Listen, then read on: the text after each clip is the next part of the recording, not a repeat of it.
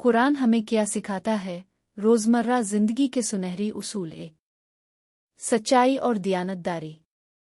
कुरान हमें सच बोलने और अमानत अदा करने की सख्त तलकीन करता है।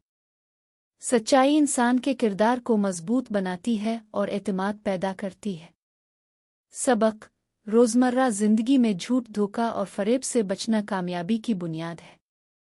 अदलो इंसाफ। कुरान कहता है कि इंसाफ करो, चाहे वो अपने खिलाफ ही क्यों ना हो। ये उसूल हमें घरेलू मामलात, कारोबार और मुआशरती ज़िंदगी में तवाज़ुन सिखाता है।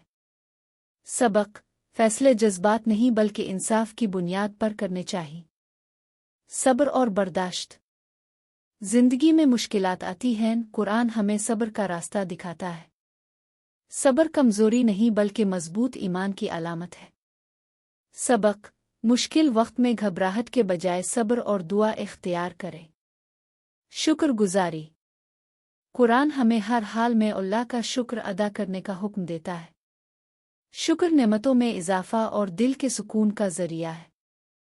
सबक: जो कुछ पास है इस पर शुक्र और जो नहीं है इस पर सब्र। अच्छा अखलाक। नरमी, आजिज़ी, मुआफ़ करना और हसन सुलूक कुरान की बुनियादी तालीमात हैं। ये हमें वालिदैन, असातिज़ा, पड़ोसियों और मुआशरे के साथ अच्छा बर्ताव सिखाता है। सबक: अच्छा अखलाक सबसे बड़ी दौलत है। वालिदैन का एहतराम।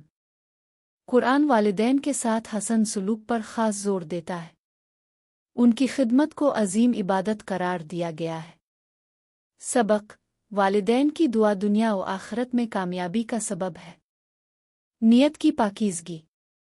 कुरान हमें सिखाता है कि अमल से पहले नियत को दुरुस्त किया जाए।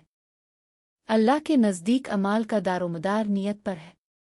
सबक: हर काम अल्लाह की रज़ा के लिए करें, दिखावे के लिए नहीं।